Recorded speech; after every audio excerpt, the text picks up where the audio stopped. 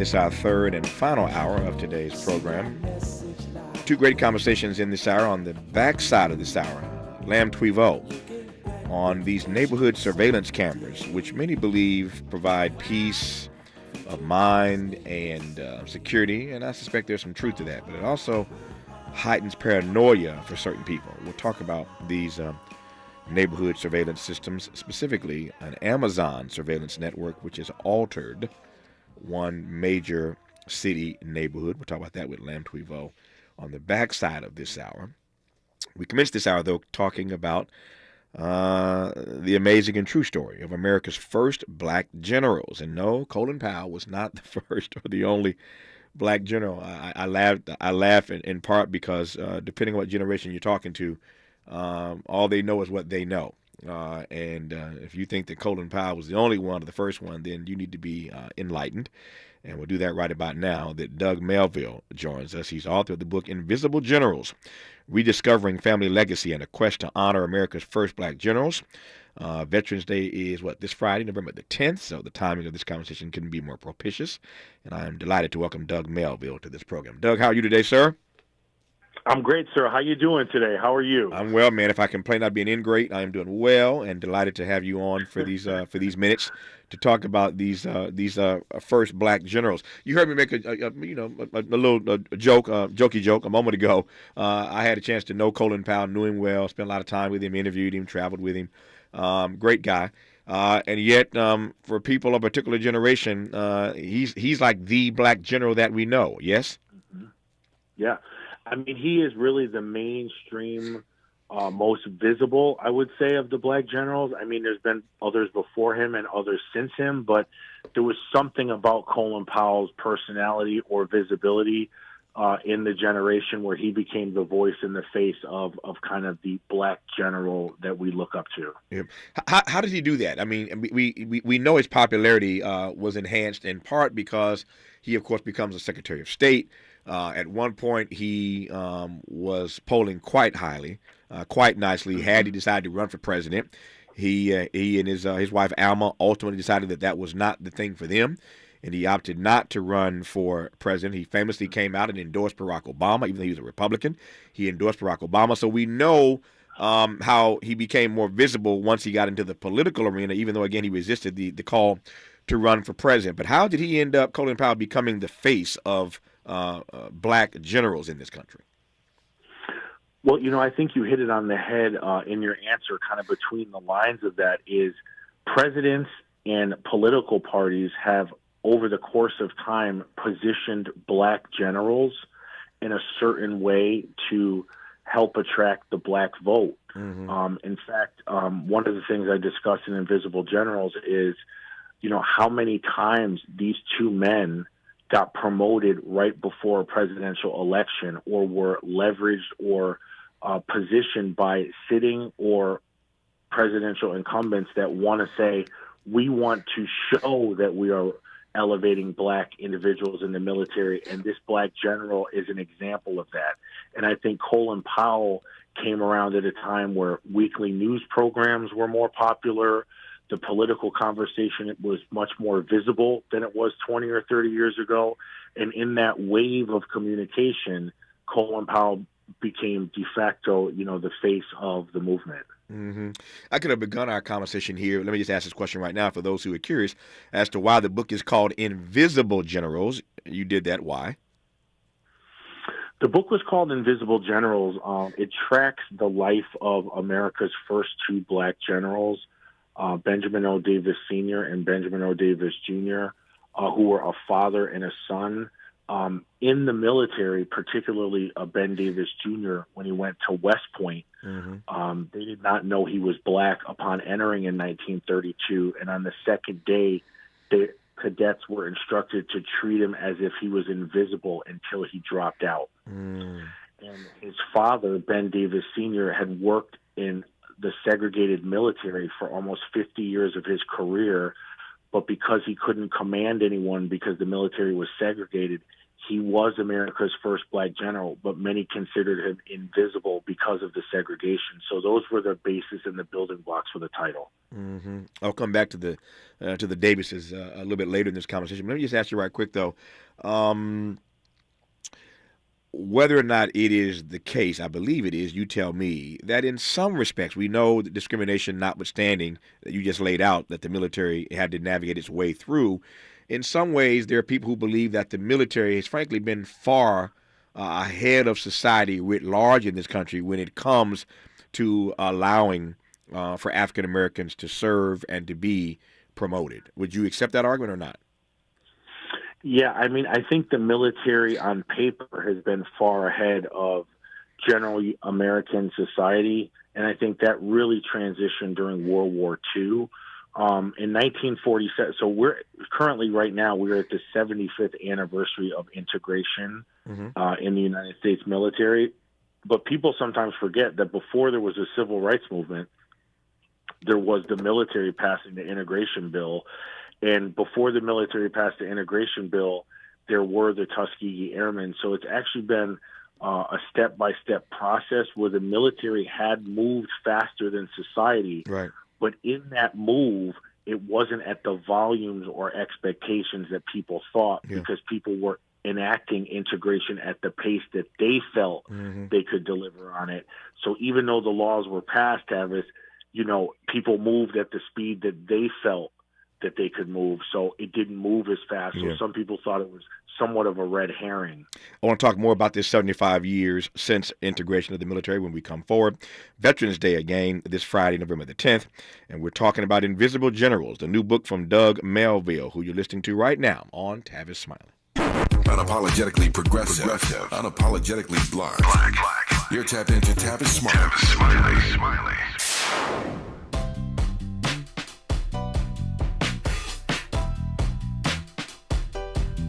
Escalade IQ.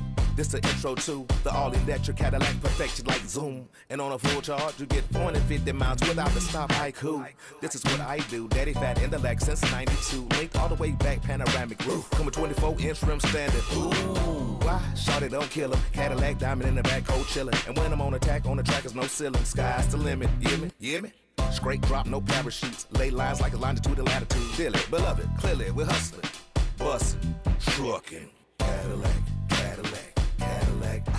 For more on the Escalade IQ, visit Cadillac.com. Available late 2024. GM estimate 450 mile range on a full charge based on development testing and/or analytical projection consistent with SCHA 1634 revision 2017 MCT. Range subject to change prior to production. Annual rates may vary based on service factors, including ambience temperature, terrain, battery age, and condition loading, and how you use and maintain your vehicle.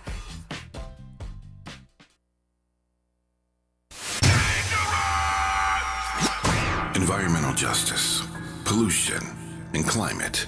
In Los Angeles and across America, people of color are suffering and dying from disproportionate health impacts on a planet that has less than 10 years to prevent irreversible damage. Heat illnesses, respiratory illnesses, water-related illnesses, food system impacts, insect-related diseases, black maternal health, and mental health effects. As the impacts of climate change mount, millions of vulnerable people, our people, are going to bear the brunt of these extreme environmental events, which will likely lead to forced displacement, loss of cultural identity, and other related risks. These realities are as real as rain. Stay tuned to KBLA Talk 1580 for more details about the most progressive multimedia and live events campaign any black media outlet has ever undertaken to combat the climate catastrophe. Experts, events, empowerment. It's all on the way from Unapologetically Progressive. KBLA Talk 1580. We don't black down. We level up. Level up, level up, level up, level up, level up, level up, level up, level up, level up, level up, level up, level up, level up, level up, level up. The City of Los Angeles Civil Rights Department and its Reparations Advisory Commission are calling on you to be a part of something powerful. Join the Black Experience Study to share your experiences with the City of Los Angeles. We want to hear your stories. To join the study, join a focus group, or schedule an interview with us, visit www.blackexperiencela.com by December 31st. For more information, call 213-978-1845 or visit www.laisforeveryone.com. He's rooting for everybody black. Everybody black. More of Tavis Smiley coming your way right now. Doug Melville's book is called Invisible Generals, Rediscovering Family Legacy and a Quest to Honor America's First Black Generals, just in time for Veterans Day this Friday, November the 10th. Doug, let me get your take on this 75-year journey since integration of the military. Don't need to color the question much more than this. How do you read it? What's your take on that 75-year journey? Well, I think if you look at the top of the military today, General C.Q. Brown, Joint Chiefs of Staff, General Lloyd Austin, we have a lot of diversity at the top of the United States military in the highest, most powerful positions in our military and armed services. So I think you can always point to those individuals that excel at the highest level. Mm-hmm. The challenge is always in the middle. When there's benefit of the doubt, when there's two people with equal qualifications, who gets selected, who gets promoted. Many times when you're not in a war time or if you're not assigned to war, it's very subjective. And I think those are the types of conversations that we have to look toward and say, do we need to make more specific criteria to ensure that people become officers that are people of color at a faster rate? Do we need to work to see who becomes promoted to general? Because once you start getting higher up, the numbers of promotions get quite stunted and go much lower pace. So while I said the military is absolutely moving in the right direction, just like all institutions, change and evolution needs to come in the middle many times where subjective activity can sometimes include biases that don't move up groups at the rate that they should based on the populations. We know that Joe Biden, whatever one thinks of him, one can't argue this. And let me just preface it by saying I believe that symbolism matters.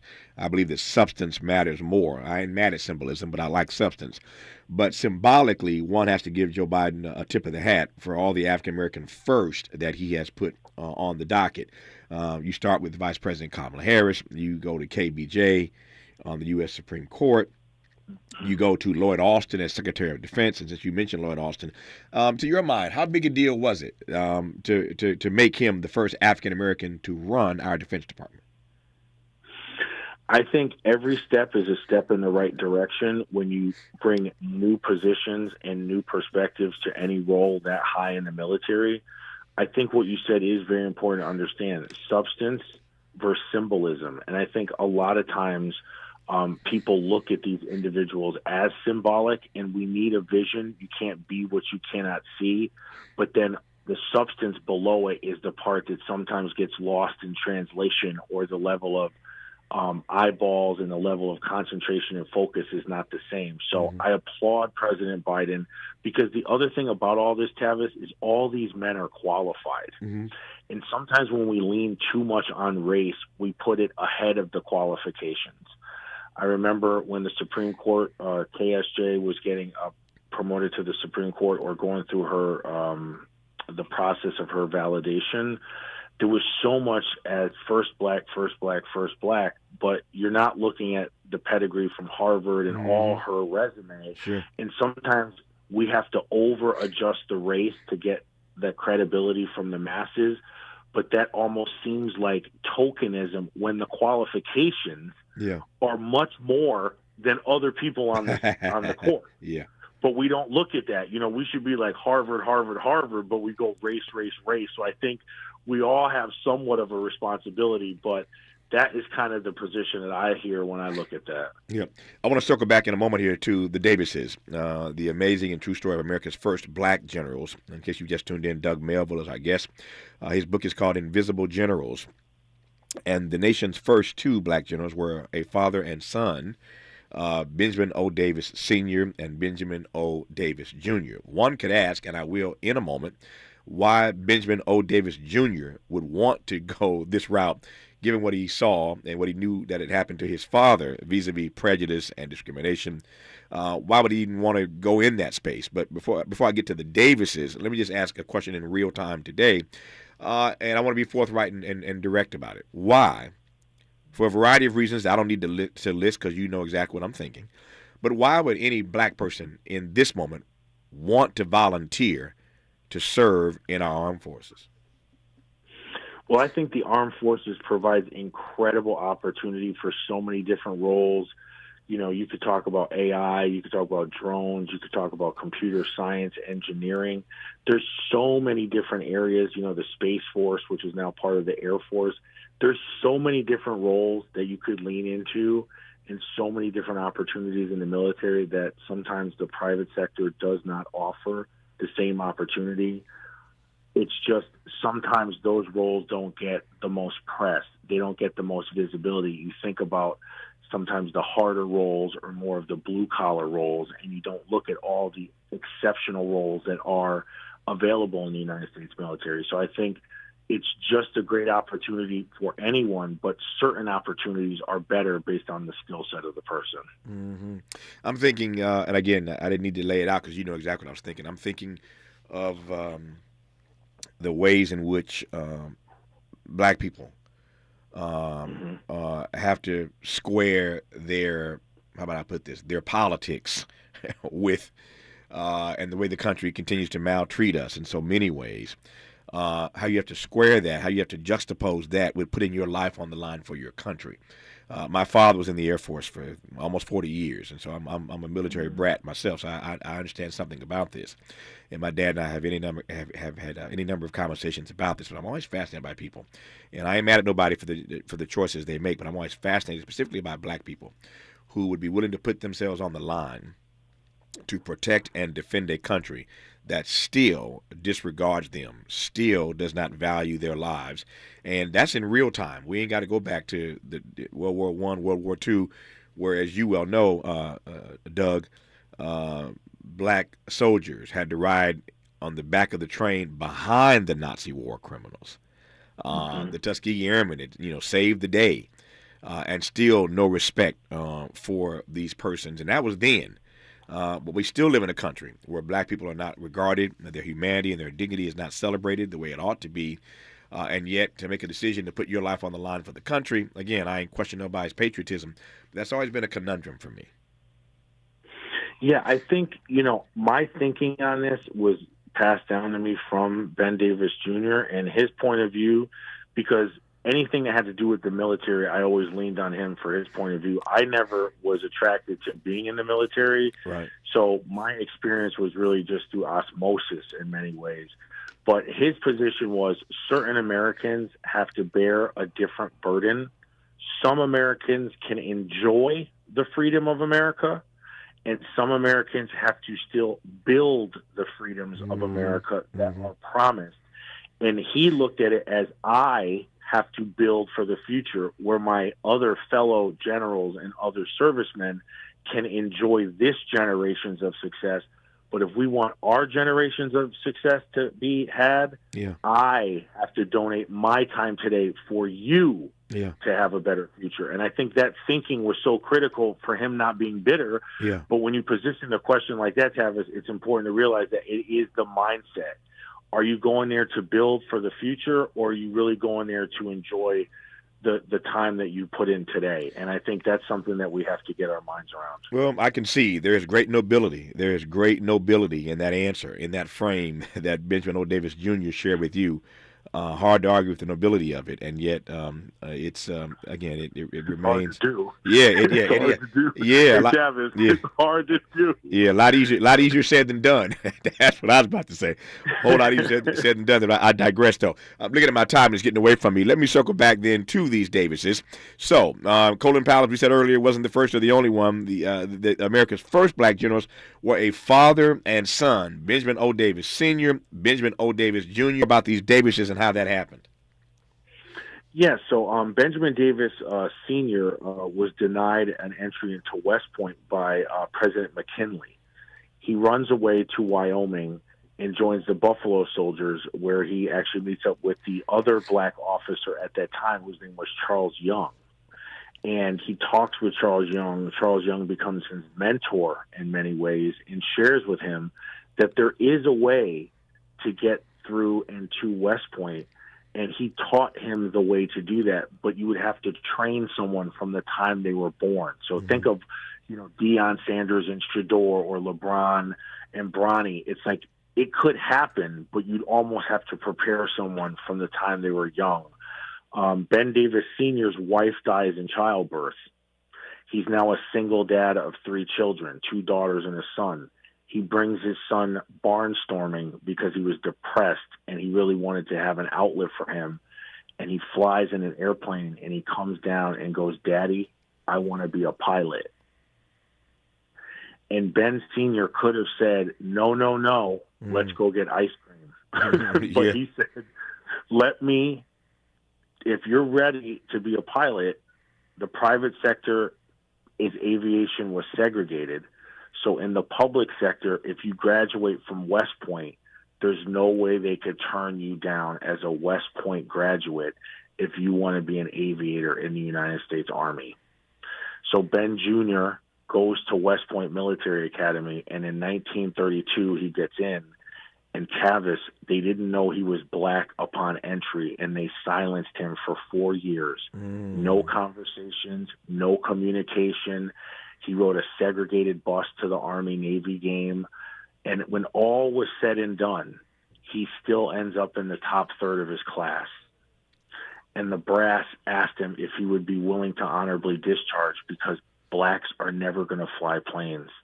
But his dad said to him, "Son, one day there'll be a conflict and our number will be called."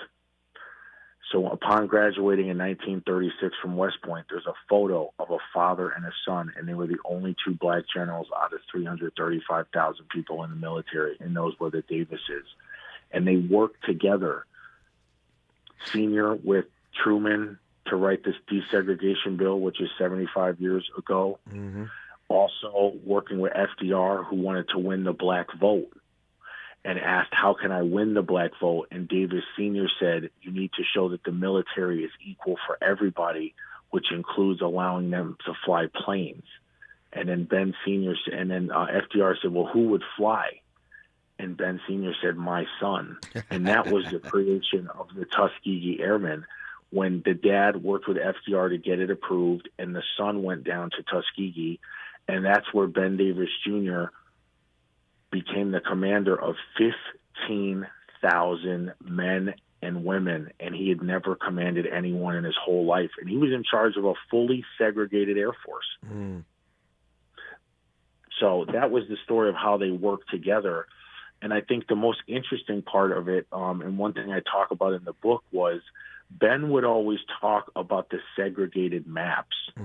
And during World War II, not all the maps were integrated. And he kept seeing maps that didn't have his airfield on it in Ramitelli, Italy.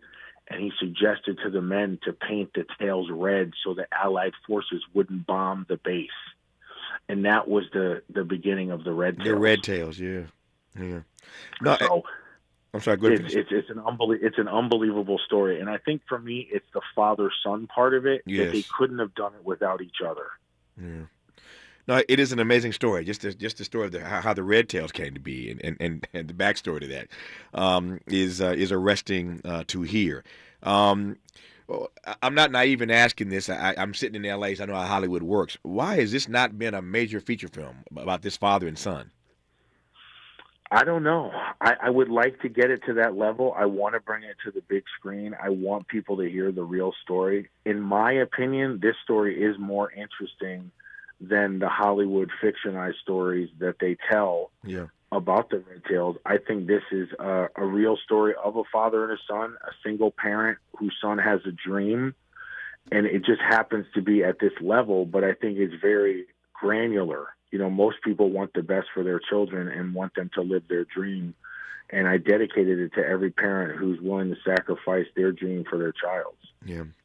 If you are in the Southern California area this weekend, Doug Melville has a book signing at Barnes & Noble, Marina Del Rey. Love that store. Barnes & Noble, Marina Del Rey, this Saturday, November the 11th at 2:30 p.m. So if you're in Southern California, this Saturday, 2:30 p.m., November 11th at Barnes & Noble in MDR, Marina Del Rey, to sign his book, Invisible Generals, Rediscovering Family Legacy and a Quest to Honor America's First Black Generals.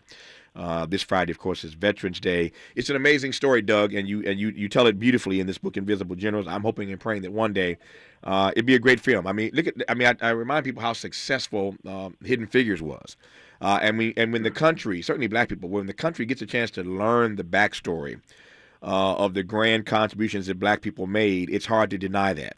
And just as successful as Hidden Figures was, I predict that a movie about these two Black men, father and son, and integrating the military and all that they did working with presidents, Truman and FDR, it's such an amazing story. I hope one day it will be a feature film. Until then, I thank you now for writing the book, Invisible Generals, and I thank you, Doug, for this conversation. All the best on your signing this Saturday at Barnes & Noble, Marina Del Rey, 2:30. Thank you, Doug. Thank you so much, Tavis. Good to have you on. More of Tavis Smiley when we come forward. This is getting good. Yeah, man. Tavis Smiley continues when we come forward.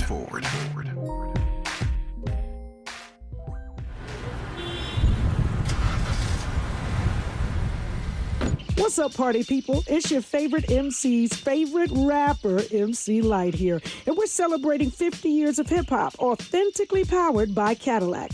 And we're going to take it way back to where it started. It was only fitting that hip-hop began with teenagers at a back-to-school jam in the rec room of a South Bronx apartment complex by an 18-year-old brother.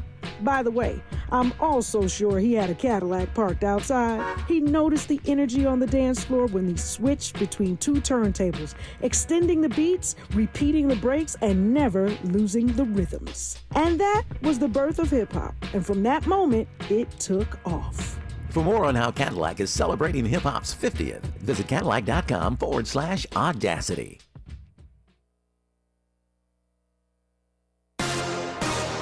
Thank you for joining us, everyone. I'm Mike Moore. Now here's the latest from the Black Information Network. One of the members of the famous Central Park Five will soon be a part of the New York City Council.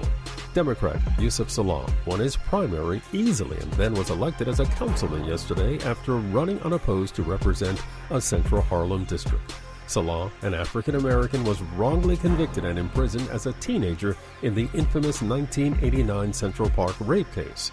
He was exonerated in 2002. Americans are waking up this morning with another round of key elections in the rearview mirror. One of the most closely watched states on Tuesday, Ohio.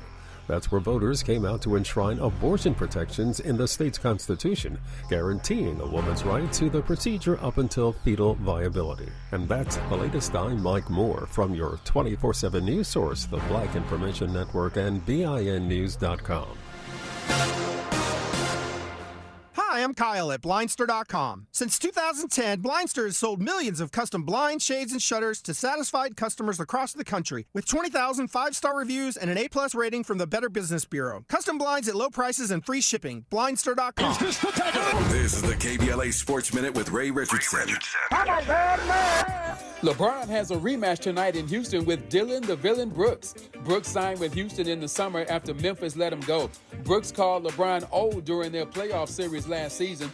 He was ejected in Game 3 for hitting LeBron below the belt. Brooks is already talking smack. He said he's ready to lock up LeBron. 5 p.m. tip-off. The Clippers are at Brooklyn tonight. Second game for James Harden with the Clippers, 4:30 tip. Virginia Union will play Winston-Salem State in the NBA's HBCU Classic during All-Star Weekend in Indianapolis. The game will be Saturday, February 17th. TNT and ESPN2 will have live coverage. The Rams signed veteran quarterback Carson Wentz, a first-round pick in the 2016 draft. The Rams need a backup quarterback after releasing Brett Ripien on Tuesday. No debates, no speculation, just the info you need. That's your KBLA Sports Minute. I'm Ray Richardson on KBLA Talk 1580.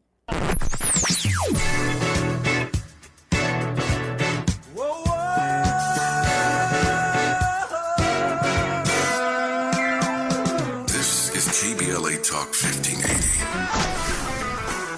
Talk radio. Let's meet. music to your ears.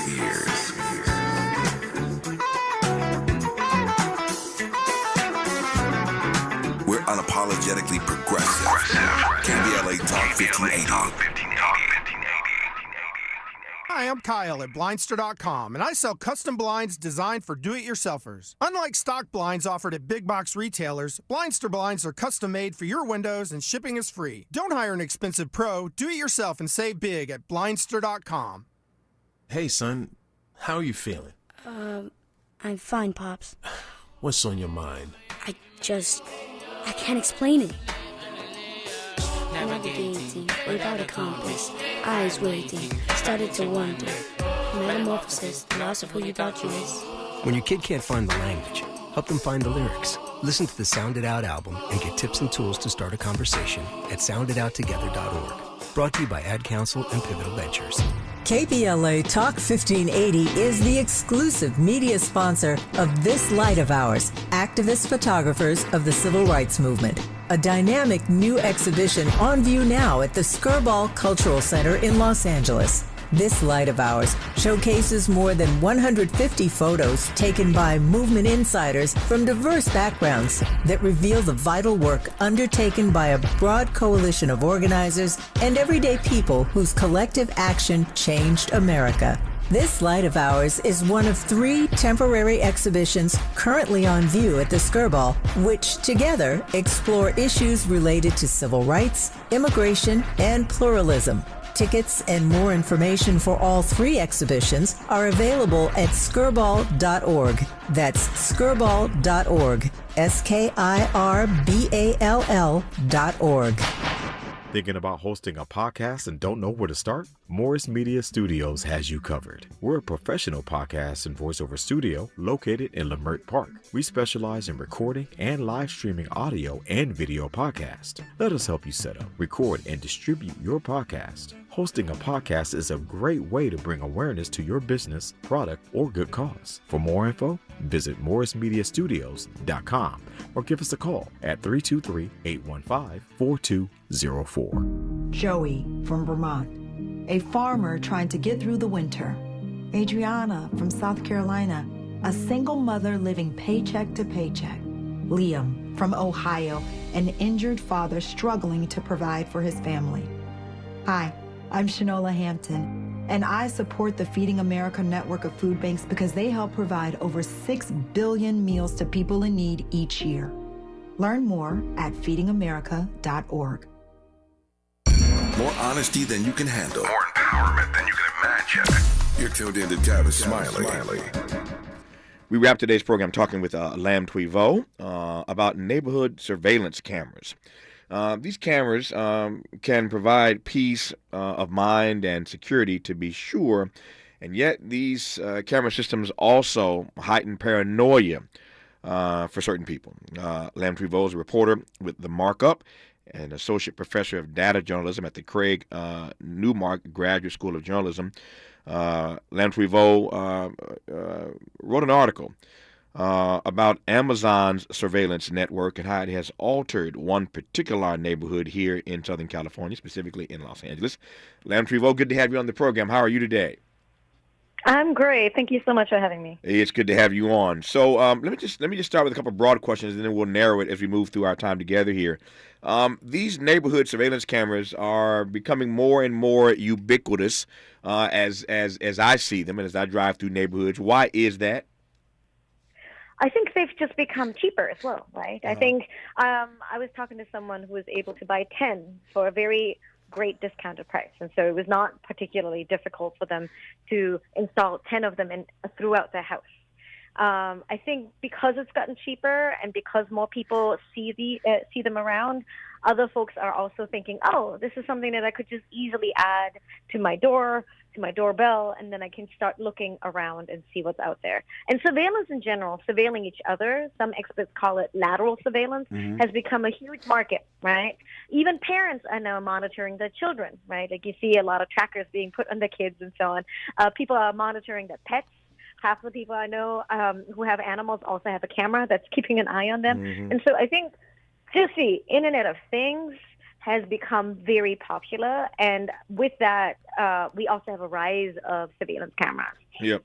So this lateral surveillance, as you call it, is this being driven by our? I'm trying to frame this the right way. Is this being driven by our general nosiness, or is it being driven by our fear of something, our being scared of something? What's driving it?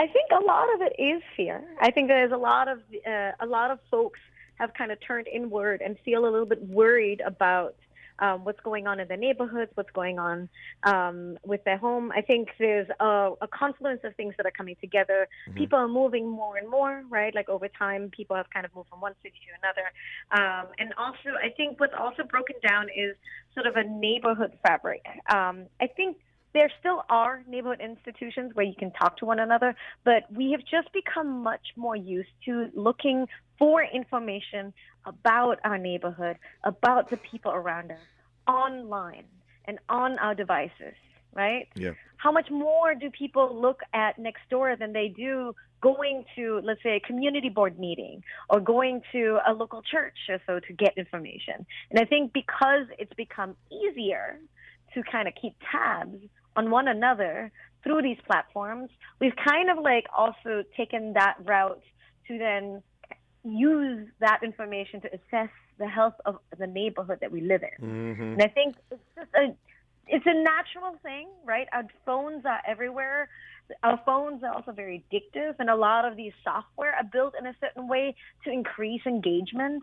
And so it makes sense that we as human beings might be drawn to this technology to keep an eye out on our neighborhood, but I think something goes missing there, and something gets maybe overly amplified. As one person put it, I did some stories about different neighborhood apps, including Citizen. How good is it for you to know of all crime in your neighborhood, right? Mm-hmm. Every single thing that happens in your neighborhood. And I think there's a weird addiction that happens with the paranoia that gets stoked to it.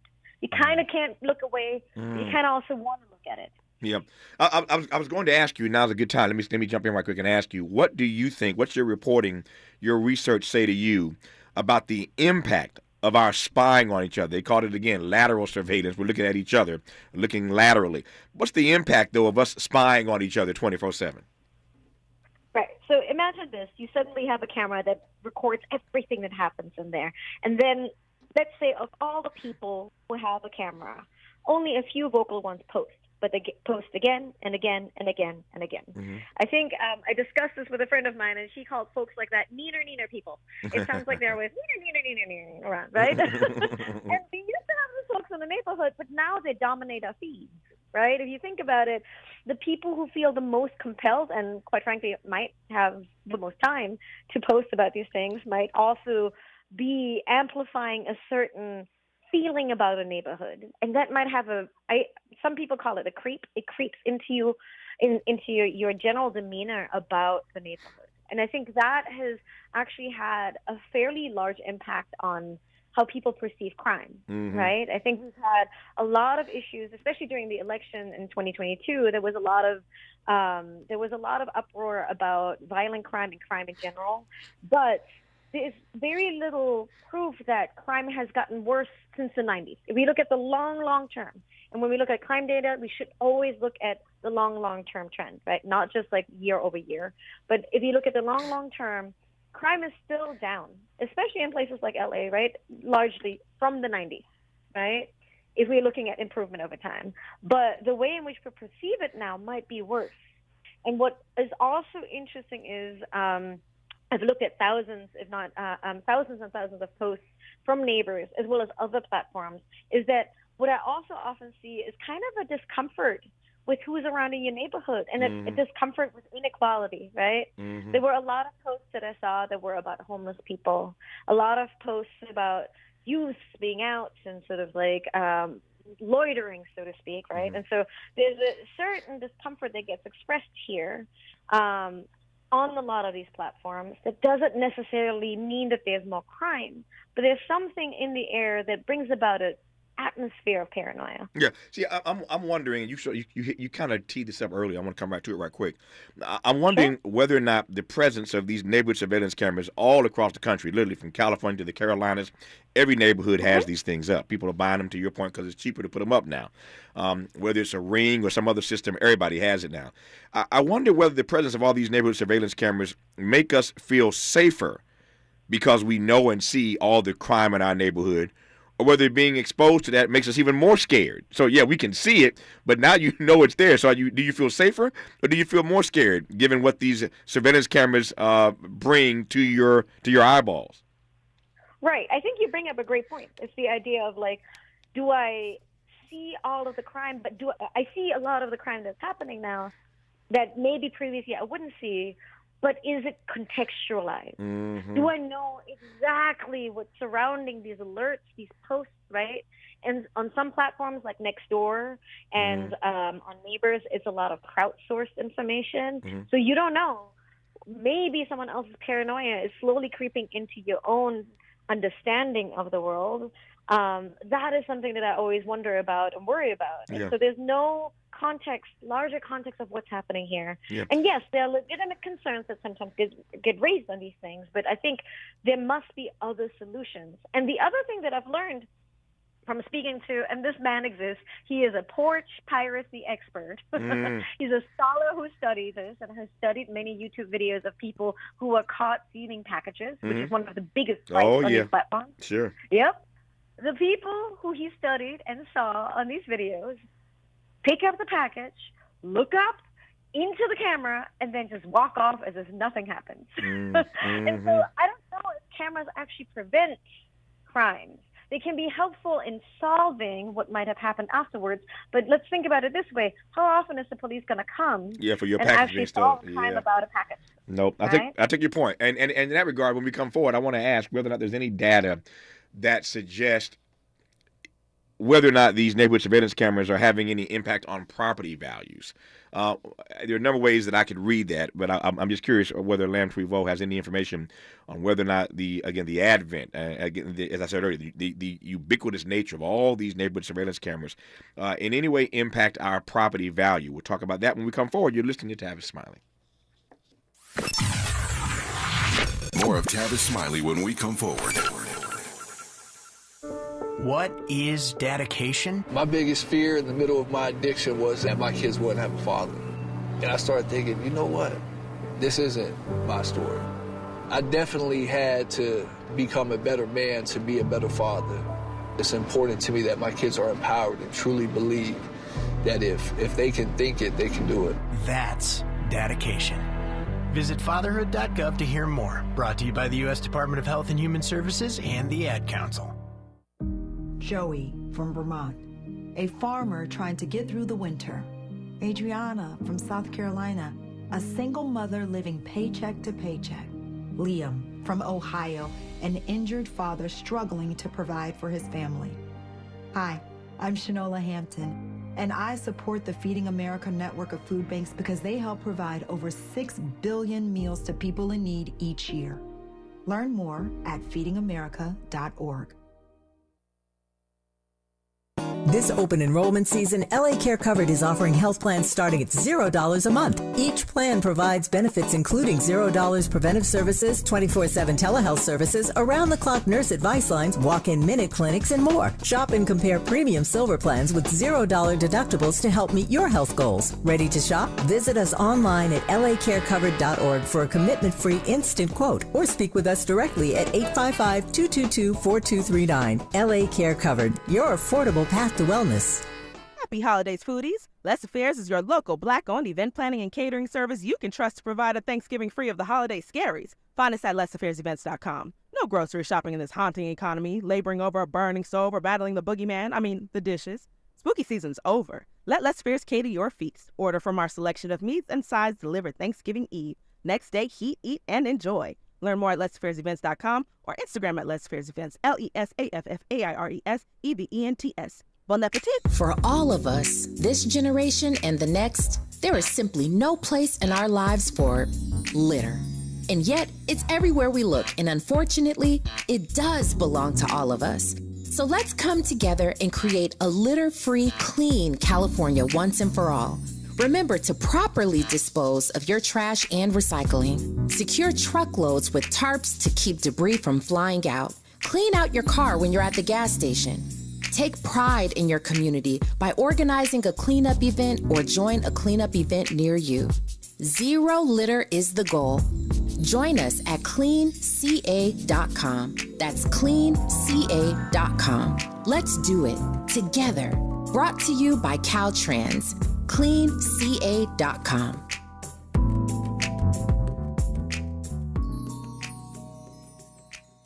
Helping to make you the most knowledgeable person in your circle of friends. This is Tavis Smiley. Our guest is Lam Twiveau. We're talking about these neighborhood surveillance cameras all across the country and whether or not they are literally or really providing us with peace and security or sort of a heightened paranoia about what's happening in our neighborhoods. Do we feel safer? Do we feel more scared when we get exposed to all the crime, courtesy of all these cameras that are around? And what about this notion of just the fact that people are always watching you? I am mindful of that, Lam Twiveau. Everywhere I go, I just assume that somebody, whether I'm in a commercial space or residential space, I just assume everywhere I go these days that somebody's watching me. Correct. And one of the things that I think about a lot is there are so many ways in which being watched all the time impacts both our psychology, right? And it also impacts the psychology of different people differently, right? I'm an Asian woman in America, you're a black man. For you, it might be very different than for me, right? Or walking around being watched. And it also depends on who is watching, right? And so where does this data go? And what's interesting about these cameras is that, for example, with Ring cameras, your footage gets uploaded into a cloud. And yes, the footage that you have that you pay for stays in the cloud. But if you post it on Neighbors, it is subject to being forwarded to other folks, right? So in this case, in the case of the story, the LAPD has an account with Ring, and a lot of police officers get direct alerts whenever someone posts this footage onto the social platform Neighbors. And so that means you have this like direct, some people who I talked to called it a snitch network, right? Like this network between private consumers that now gets forwarded to police.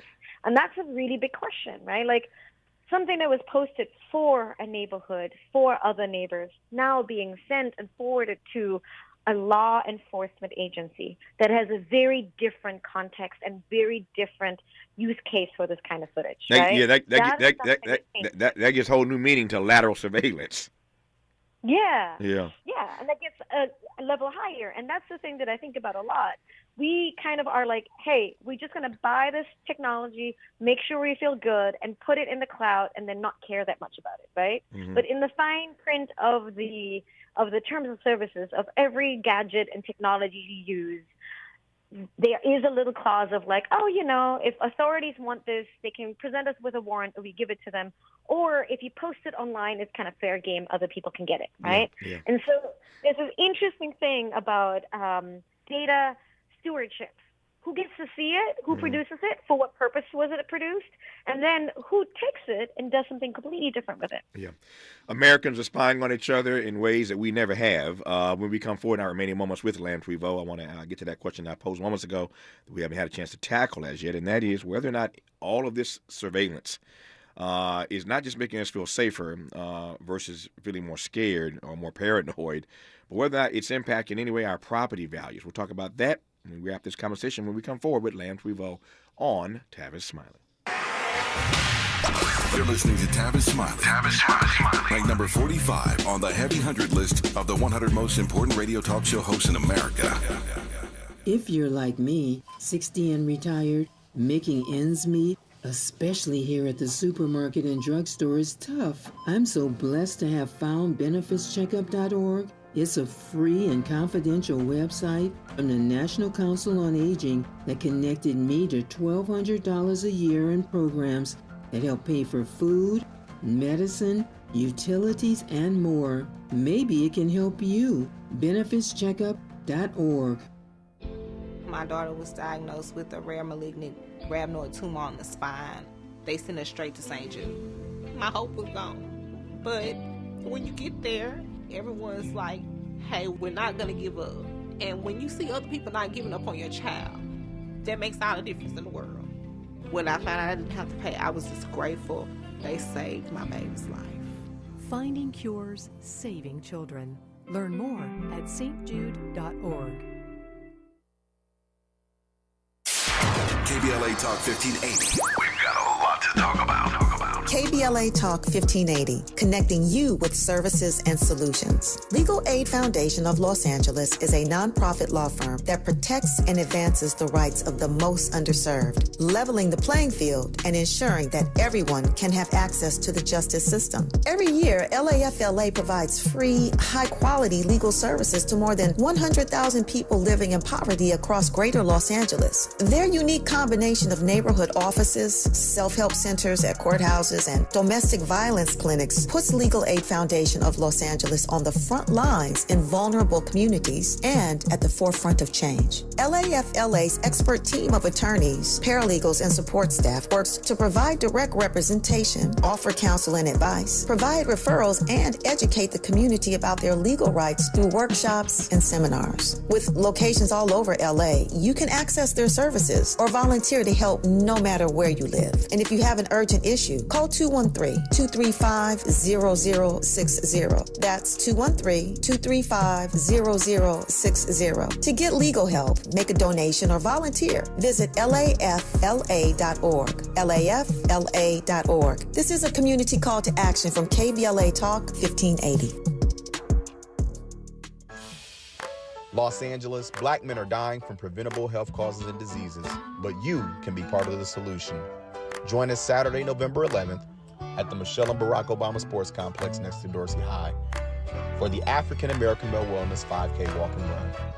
Walk for your brother, walk for your father, walk for your son, walk for your uncle, walk for yourself. This is a free, family-friendly event for the entire community. We'll have free health screenings, vendors, kids' activities, and more. We'll see you at 8 a.m. Made fresh daily in Leimert Park, Los Angeles, California. You're listening to Tavis Smiley. Lam Trevo, any data on what these surveillance camera systems are doing for our property values? Up, down, nothing? I don't think they actually do anything for the property values. I think there's a correlation, right? Mm-hmm. The more affluent you are, the more likely you have some of these surveillance cameras and the more often you post on those platforms. That is something that some experts have told me. I've seen in the data as well. So it's more like it's not that one thing causes another, but it might be an indication that you're in a richer neighborhood. Mm-hmm. Mm-hmm. Yeah. Yeah. And I'm going to close on this note, I think. Well, I got time for a couple more questions, I think. You talked earlier about the ways in which these surveillance cameras in our neighborhoods allow us to rethink, to reassess the health of the neighborhoods that we live in. What do you mean by that? Mm-hmm. So think about it this way. When we're looking at crime as an indicator that something's wrong in the neighborhood, I think that's only one of the many ways in which we can assess whether we are living in a safe or healthy neighborhood. When we say safe, you actually are asking yourself, is there someone I can go to when I have a problem? Does it feel like I have enough support, right? And so there are many more other indicators that you could look into when it comes to thinking about your neighborhood, not just crime, right? And I think oftentimes we go to that particular data point. How high is crime and how often do I see it through these cameras, right? As a way of understanding how my neighborhood is doing. Instead, I would urge people to think about how many people are actually housed and how well are we housed in our neighborhoods, right? How many people, is there maybe another way of understanding how many resources does a neighborhood get? You could even make up your own metric. Think about it this way, like in New York City where I live, there's oftentimes a talk about like whether trash gets picked up in a certain neighborhood, like public trash bins and stuff like that. So there's different ways in which we can look at a neighborhood and say it is safe and healthy. And it should not just be about whether you have crime in a neighborhood, because that makes us over-focus on something and not necessarily get a better understanding of how all of it fits together. Mm-hmm. And finally, what's your assessment of the way that big business, I'm thinking now of a place like Detroit, and one particular company that pretty much owns everything in downtown Detroit these days, and they have their own company surveillance system that's monitoring everything that moves in downtown Detroit. And to your point, they're connected to the police because they want to protect their investment in downtown Detroit. But all the rest of us are subject to these private cameras And that data being passed on to the Detroit Police Department. So again, in cities all across the country, you have these major companies, including Amazon and others, who are investing more and more in these surveillance systems that we are subject to. A quick final thought about that. Yes, I would definitely think about talking to your local city council member, people who are in charge of regulating these kinds of partnerships. Because otherwise, they're just going to go on, and people can make their own terms, right? Like, I just came back from San Diego, where you are, from a large conference full of police chiefs who came there to look at, in part, large companies offering them different ways of surveilling a city. And I think one of the ways in which they often talk about what they can and cannot do is through the eyes of regulation. Well, in this city, you're not allowed to do that. In that city, we can have as many drones as we want, right? And like private surveillance cameras are just one part of a massive data collection that many, many police departments across the country now have access to. Nope. And I think in many ways, you definitely need to talk to public officials about that. Nope, that's scary. It's scary. Thank you for your work. Thank you for the research and the report, the article. Lam Trevaux, enjoyed this conversation immensely and learned a great deal. Most importantly, thank you for your time. Thank you. Good to have you on the program. Just like that, 3 hours gone. Back here tomorrow to do it all over again, Lord willing. Until then, thanks for tuning in to Tavis Smiley. And as always, keep the faith.